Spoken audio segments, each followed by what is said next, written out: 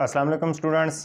आज हम 8 क्लास की इंग्लिश के चैप्टर नंबर 10 हज़रत उमर रज़ियल्लाहु अन्हु की कंप्लीट एक्सरसाइज को सॉल्व करेंगे और इसके एंड पे जो ग्लॉसरी दी गई है उसको भी हम सीखेंगे। तो देखते हैं, ग्लॉसरी है। फर्स्ट वर्ड है एम्ब्रेस। एम्ब्रेस का मतलब होता है कबूल कर लेना, गले लगा लेना। तो इसके लिए जो आप एक वर्ड यूज़ कर सकते हैं वो एक्सेप्ट है। अगर आप कंप्लीट याद करना चाहें तो भी गुड एंड वेल है, अदरवाइज़ आप अकेले एक्सेप्ट को याद कर सकते हैं। एक्सेप्ट। नेक्स्ट वर्ड है ट्रीट। ट्रीट का मतलब होता है सलूक करना, टू डील विद, ये आएगा। और नेक्स्ट है कंडीशन, हालत। हालत के लिए आप जो सब्स्टिट्यूट वर्ड यूज़ अकेला कर सकते हैं वो स्टेट होता है, स्टेट। और अगर आप कंप्लीट याद करना चाहें a state at a particular time तो भी ठीक है। नेक्स्ट है मैटर। मैटर का मतलब होता है मामला, एन अफेयर, ये भी काफ़ी है। अगर आप कंप्लीट याद करना चाहें तो some situations or event that is thought about. और नेक्स्ट है जजमेंट। जजमेंट का मतलब होता है किसी चीज़ को इंसाफ करना या किसी चीज़ को परखना। इसके लिए आप कंप्लीट याद करेंगे the act of assessing a person और सिचुएशंस और एन इवेंट। और नेक्स्ट है कमिट। कोई काम जब परफॉर्म हो जाता है, गलती ख़ास तौर पर, उसके लिए हम कमिट यूज़ करते हैं। तो परफॉर्म एन एक्ट, कोई काम करना। और नेक्स्ट है रेन। ये किसी का दौर हुकूमत होता है, यानी ruling period of the caliph, किसी खलीफा का हुकूमत करने का दौरानिया। और नेक्स्ट है सोर्ड्समैन। शमशीर जन कहते हैं इसको, जो शख्स तलवार चला सकता हो उसको हम बोलते हैं swordsman. A man who is skilled in the use of swords, वो शख्स जो तलवार की इस्तेमाल की महारत रखता हो उसको बोलते हैं। तो नेक्स्ट है एक्टिविटीज़। तो एक्टिविटीज़ को हम सॉल्व करते हैं।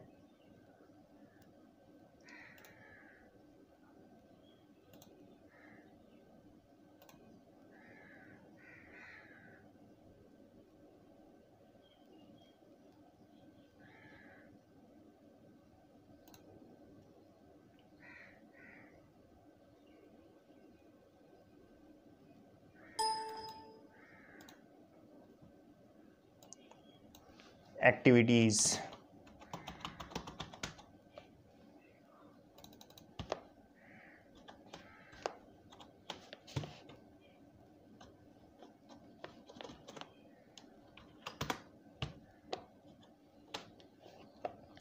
फर्स्ट आई थिंक क्वेश्चंस हैं।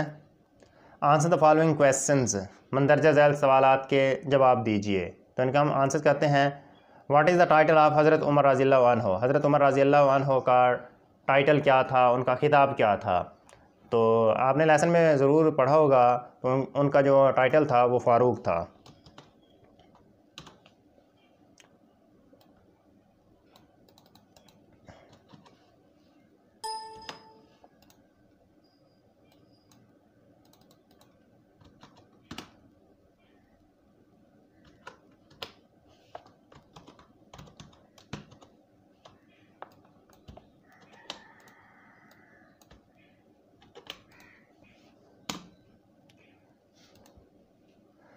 What is the title of Hazrat Umar?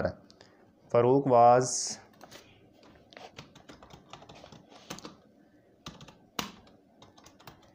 the title of the Hazrat Umar.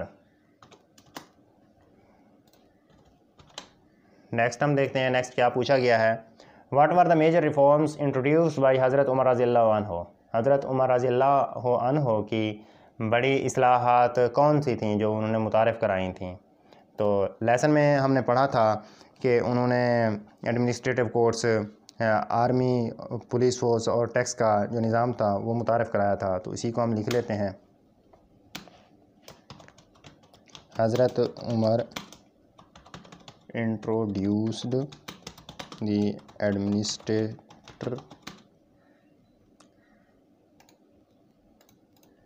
administrator courts. He also reformed army, police force and tax system.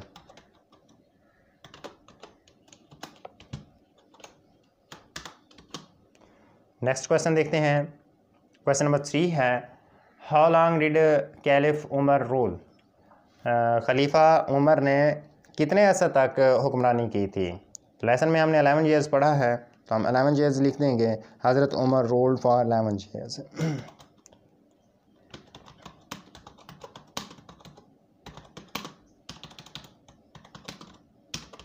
For 11 years. Next question देखते हैं। Question number 4 है, how did हज़रत Umar administer justice? Hazrat Umar कैसे इंतज़ामी मुनसिफ थे, इंसाफ करने वाले थे? तो इसका हम लिखते हैं, Hazrat Umar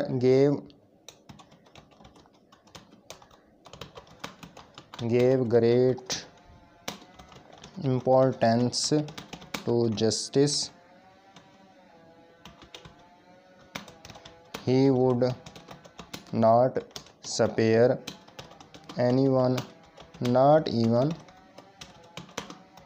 his own son, if wrong was committed by him।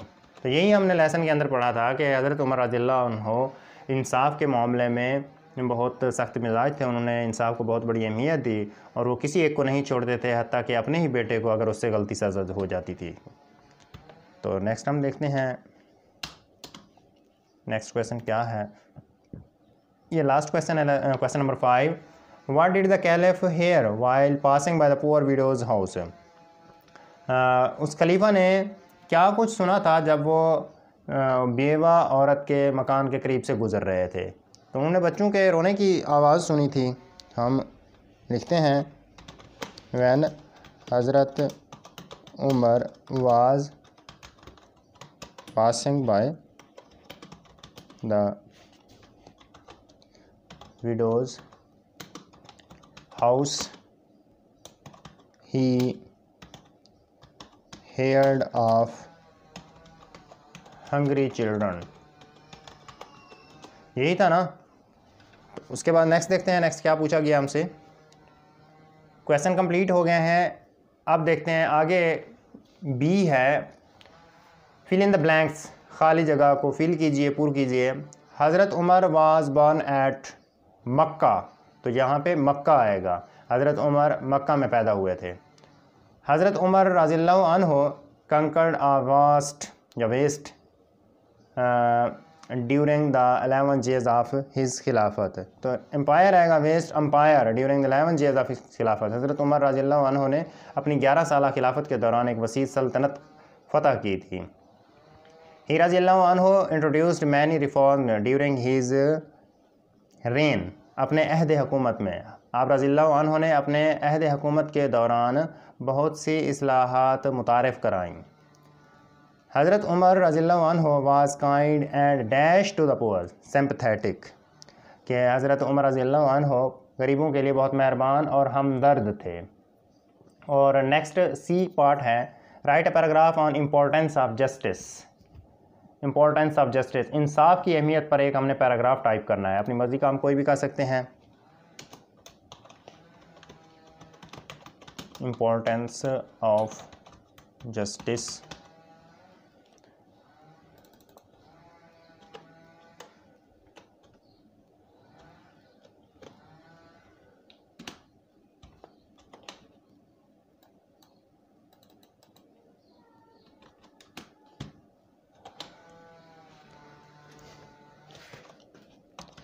Justice means the fair treatment of the people. It plays an important role to develop the society. The people behave and work with more interest when they know that their conduct will be returned back properly.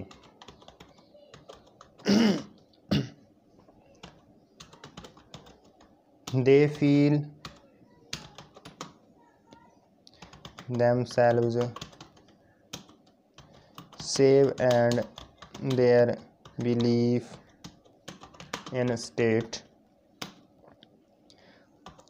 institutions gets stronger on meeting justice. Islam also gives great importance to justice. Hazrat Umar was very strict in the case of judgment. For him, high and low, rich and poor were all equal before law. In short, justice plays an important role in keeping law and order in a society, and that justice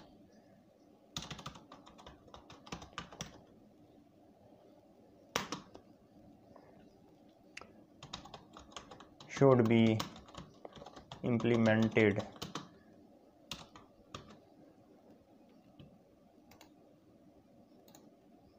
ठीक है, तो ये short सा एक paragraph है। Next हम देखते हैं, नेक्स्ट क्या पूछा गया हमसे। नेक्स्ट है match the given words with their meanings. इन अल्फाज को उनके मीनिंग के साथ हमने मैच करना है। सोर्ड्समैन शमशीर जन होता है, तो इसके लिए आप वर्ड यूज़ कर सकते हैं someone skilled at fencing. Next है डेयरिंग जुर्रत दिखाना, बहादुरी दिखाना, और इसके लिए आप वर्ड यूज़ कर सकते हैं रेडी टू टेक रिस्क, और इसको इसके साथ मिलाएंगे। नेक्स्ट है एम्ब्रेस कबूल करना, इसके लिए आप इसके साथ मिलाएंगे टू एक्सेप्ट और बिलीव एन आइडिया विलिंगली। और नेक्स्ट है प्रूव। प्रूव का मतलब होता है साबित करना। साबित करने के लिए आप इसको मिला सकते हैं प्रूव, प्रोवाइड एविडेंस, सबूत पेश कर देना। और नेक्स्ट है सिंपैथेटिक। सिंपैथेटिक आप मैच कर सकते हैं एक्सप्रेस फ्रेंडली फेलो फीलिंग्स। ठीक है, तो नेक्स्ट देखते हैं हम use the following words in sentences of your own. मंदरजा झैल वर्ड्स को अपने ही सेंटेंसेस में यूज़ करना है। फर्स्ट वर्ड है वेल बीइंग, फिर occupation versus reforms, army, destiny, empire, justice, room, spare. इन वर्ड्स को हमने यूज़ करना है अपने सेंटेंसेस में, तो हम इनको यूज़ करते हैं।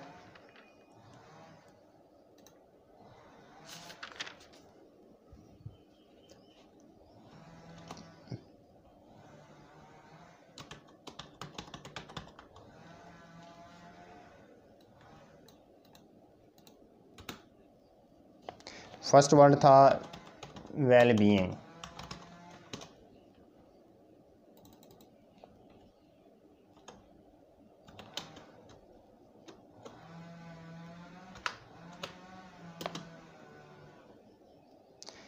वेल बीइंग का मतलब होता है खैर खाई चाहना, भलाई चाहना, तो हम बना सकते हैं Hazrat Umar was concerned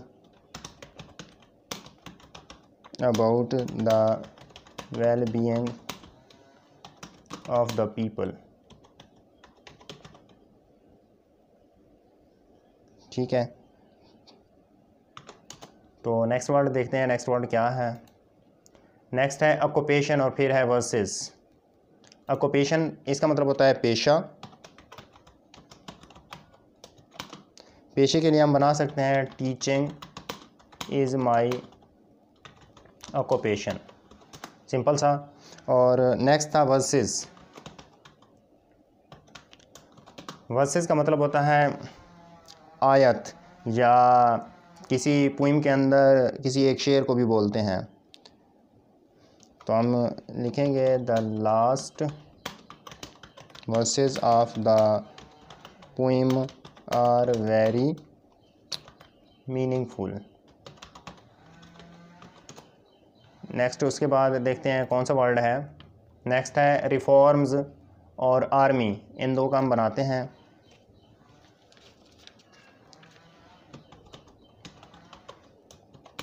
reforms का हम बनाएंगे Hazrat Umar brought many reforms in army, police,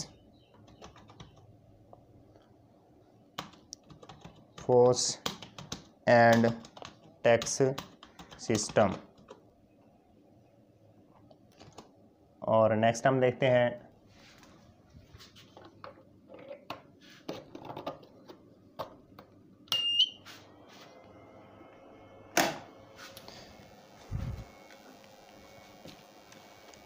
reforms के बाद आर्मी को देखते हैं।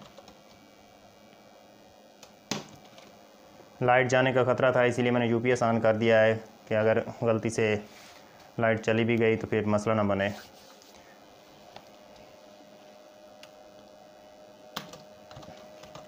Our army defends our country. Next word army के बाद था डेस्टिनी। डेस्टिनी का मतलब होता है किस्मत। तो इसका हम कोई एक सेंटेंस बनाएंगे। Destiny I believe in destiny, मैं किस्मत पर यकीन करता हूँ।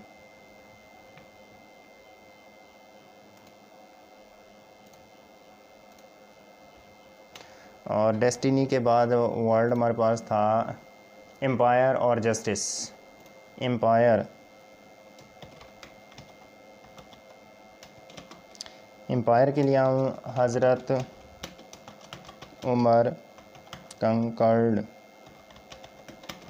अ वास्ट एम्पायर ड्यूरिंग हिज खिलाफत। और नेक्स्ट वर्ड हमारे पास था justice.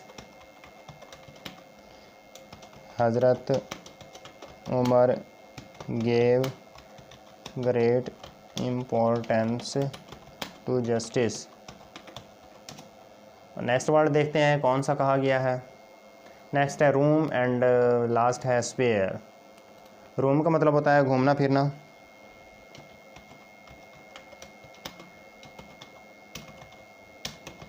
The boys were roaming in the street। और नेक्स्ट वर्ड था जो लास्ट था जस्टिस। हज़रत उमर, ये तो ऑलरेडी आ गया है, हाँ ये हो गया है, जस्टिस हो गया है।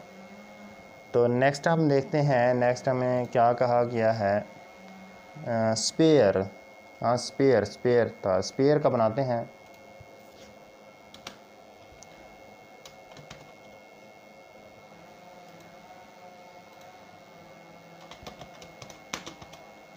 हज़रत Umar did not spare any one even his own son in the case of judgement, कि इंसाफ के मामले में हज़रत उमर किसी एक को नहीं छोड़ते थे, हत्ता कि वो अपना ही बेटा क्यों ना हो। नेक्स्ट हम देखते हैं क्या है countable nouns and uncountable nouns. Countable nouns are the names of things, people etcetera which we can count. For examples cars, camels, tables, birds etcetera. Countable nouns वो होते हैं जो काबिल शुमार होते हैं, काबिल गिनती होते हैं, जिनकी हम गिनती कर सकते हैं, जिनको हम गिन कर सकते हैं, ऐसी चीज़ों के नाम होते हैं। जिसके अंदर उसने एग्जांपल्स दी हैं। कार्स, कारें जितनी हो हम उनको काउंट कर सकते हैं, गिन सकते हैं। कैमल्स, ऊँट जितने हो हम गिन सकते हैं। इसी तरह टेबल्स, मेज़ें, इनको भी गिना जा सकता है। बर्ड्स, परिंदों को भी गिना जा सकता है। ऐसी चीज़ों के नाम जिनको हम गिन सकते हैं काउंटेबल नाउन्स कहलाते हैं। और इनके जो अपोजिट हैं अनकाउंटेबल, ऐसी चीज़ों के नाम होंगे जिनको हम नहीं गिन सकते। Uncountable nouns are the names of things which we can not count. For examples water, पानी को गिना नहीं जा सकता। पानी की हम पैमाइश करते हैं लीटर्स में, कितने लीटर्स वाटर्स है। इसी तरह गैस है, इसको हम नहीं गिन सकते। ब्यूटी, खूबसूरती को नहीं गिन सकते, एट्सेट्रा। नेक्स्ट है classify classify the given words into countable and uncountable nouns. Countable nouns और अनकाउंटेबल नाउन्स को हमने क्लासीफाई करना है, इनकी ग्रुपबंदी करनी है, इनको अलग अलग करना है। रेसलर, रेसलर का मतलब होता है पहलवान। इनको हम गिन सकते हैं जितने पहलवान हो, तो रेसलर काउंटेबल में आएगा। और हार्स राइडर, घुड़सवार होता है जो घोड़े की सवारी कर सकता हो, वो भी जितने उनको काउंट कर सकते हैं, ये भी काउंटेबल में आएगा। इसी तरह सोर्ड्समैन होता है, शमशीर जन, जो तलवार चला सकता हो, इनको भी हम गिन सकते हैं, ये भी काउंटेबल में आएगा। वार, वार का मतलब जंग होता है, जंगों को भी हम गिन सकते हैं, काउंटेबल में आएगा। इसी तरह पुअर, गरीब, गरीबों को नहीं गिना जा सकता क्योंकि इनका लेवल देखे ना, एक कहता है कि मैं गरीब हूँ लेकिन उससे कोई और भी ज़्यादा गरीब हो सकता है, तो इस तरह उनके लेवल का हम अंदाज़ा नहीं लगा सकते, इसलिए हम पुअर को नहीं काउंट कर सकते। और काइंड, मेहरबानी, रहम दिली, इसको भी हम नहीं काउंट कर सकते, ये अनकाउंटेबल में आएगा। इसी तरह लव, मोहब्बत को, प्यार को हम काउंट नहीं कर सकते, अनकाउंटेबल में आएगा। पीपल, लोगों को गिना जा सकता है, लोग जितने हों उनको हम गिन सकते हैं, क्राउड को नहीं गिना जा सकता, ठीक है। तो ये पीपल्स इसमें काउंटेबल में आएगा। इसी तरह फायर, आग, आग को हम नहीं गिन सकते, ये अनकाउंटेबल में आएगा। और इसी तरह प्रॉब्लम, मसला, इसको भी हम काउंट नहीं कर सकते। उसके बाद नेक्स्ट देखते हैं क्या है। नेक्स्ट है locate synonym and antonym of the following words from the thesaurus. Thesaurus से हमने सिनोनिम्स और एंटोनियम इनके तलाश करने हैं। तो फर्स्ट वर्ड है टाल। टाल का मतलब होता है लंबा, दराज कद। तो इसके लिए आप सिनोनिम यूज़ कर सकते हैं हाई, और एंटोनियम शॉर्ट यूज़ कर सकते हैं। और स्ट्रॉन्ग, स्ट्रॉन्ग का मतलब होता है मजबूत। मजबूत के लिए आप सिनोनिम यूज़ कर सकते हैं, हार्ड भी यूज़ कर सकते हैं और मस्क्यूलर भी यूज़ कर सकते हैं। और इसका जो एंटोनियम आएगा वो वीक आएगा। और नेक्स्ट है ब्रेव। ब्रेव का मतलब होता है बहादुर। बहादुर के लिए आप जो सिनोनिम यूज़ कर सकते हैं वो डेयरिंग कर सकते हैं, DARING, डेयरिंग, बहादुरी दिखाना, जुर्रत दिखाना। और इसके लिए जो आप एंटोनियम यूज़ कर सकते हैं वो कोवर्ड होता है, जो बुज़दिल हो या हार्टलेस कह सकते हैं। नेक्स्ट है काइंड। काइंड मेहरबान होता है, रहमदिल होता है, तो इसके लिए आप सिनोनिम सिंपैथेटिक भी यूज़ कर सकते हैं और पोलाइट भी यूज़ कर सकते हैं। और जो एंटोनियम इसका बनेगा वो अनकाइंड भी यूज़ कर सकते हैं और हार्श भी यूज़ कर सकते हैं। नेक्स्ट है रिच। रिच का मतलब होता है अमीर। तो अमीर के लिए आप जो वर्ड यूज़ कर सकते हैं एफ्लुएंट, ये भी यूज़ किया जा सकता है। और जो एंटोनियम है इसका वो पुअर बनेगा डेफिनेटली। और नेक्स्ट है नियर। नियर का मतलब होता है करीब। करीब के लिए आप दूसरी जो इंग्लिश यूज़ कर सकते हैं वो क्लोज होता है। और इसका जो अपोजिट या एंटोनियम बनेगा वो फार बनेगा, FAR, फार, FAR, फार का मतलब दूर होता है। और नेक्स्ट है लो। लो का मतलब होता है कम, थोड़ा। तो इसके लिए आप सिनोनिम यूज़ कर सकते हैं स्मॉल, जो कम मिकदार में हो। और जो इसका एंटोनियम यूज़ कर सकते हैं वो हाई बनेगा। और नेक्स्ट है स्ट्रिक्ट। स्ट्रिक्ट का मतलब होता है सख्त मिजाज होना। तो सख्ती के लिए आप जो सिनोनिम यूज़ कर सकते हैं वो होता है हार्ड। और इसका एंटोनियम आप हम्बल यूज़ कर लेना। और नेक्स्ट है लव। लव का मतलब होता है किसी चीज़ को पसंद करना, तो इसके लिए आप सिनोनिम पैशन यूज़ कर लेना। और जो एंटोनियम आएगा वो हेट आएगा, नफ़रत कर लेना। और नेक्स्ट लास्ट वर्ड है सिंपल। सिंपल का मतलब होता है जो सादा हो, जो आसान हो, तो इसके लिए आप सिनोनिम ईजी यूज़ कर सकते हैं। और इसका जो एंटोनियम है वो कॉम्प्लिकेटेड, ये यूज़ किया जा सकता है। उसके बाद नेक्स्ट देखते हैं ओरल कम्युनिकेशन स्किल्स, ज़बानी कलाम की महारतें। ये डायलॉग है टीचर और एक स्टूडेंट के बीच में है। देखते हैं टीचर क्या कहता है और फिर स्टूडेंट क्या कहता है। Teacher, have you completed your assignment, क्या आप अपनी असाइनमेंट कंप्लीट कर चुके हैं? असगर, यस सर, जी हाँ जनाब। टीचर्स, प्लीज़ शो मी, मेहरबानी मुझे दिखाएं। Student shows the assignment to the teachers and the teacher examine it. Student अपनी असाइनमेंट टीचर को दिखाता है और टीचर उसका मुआयना करता है। फिर टीचर क्या बोलता है, माय डियर, मेरे प्यारे, you have done very well, आप बहुत अच्छा कर चुके हैं, but there is need of some improvement, लेकिन कुछ बेहतरी लाने की ज़रूरत है। असगर जो स्टूडेंट है वो क्या बोलता है, सर प्लीज़ गाइड मी, बराए मेहरबानी मेरी रहनुमाई कर दें। टीचर बोलता है, I have written a few points on your assignments through which you can improve it. मैंने आपकी असाइनमेंट पर चंद एक पॉइंट्स लिख दिए हैं जिनके ज़रिए आप बेहतरी ला सकते हैं। Asghar, thank you very much sir, जनाब आपका बहुत ज़्यादा शुक्रिया। टीचर्स यू आर वेलकम, आपको खुशामदीद कहता हूँ। तो डायलॉग है, डायलॉग के बाद नेक्स्ट लेसन आए। इस नेक्स्ट लेसन को इंशाल्लाह हम अगली वीडियो में देखेंगे। तो आपसे एंड पे रिक्वेस्ट करना चाहूँगा कि अगर आप इस चैनल पे नए हैं तो काइंडली चैनल को सब्सक्राइब कीजिए और इस वीडियो को लाइक कीजिए और अपने दोस्तों के साथ ज़रूर शेयर कीजिए। तो मिलते हैं इंशाल्लाह अगली वीडियो में। Thank you so much. अल्लाह हाफिज़।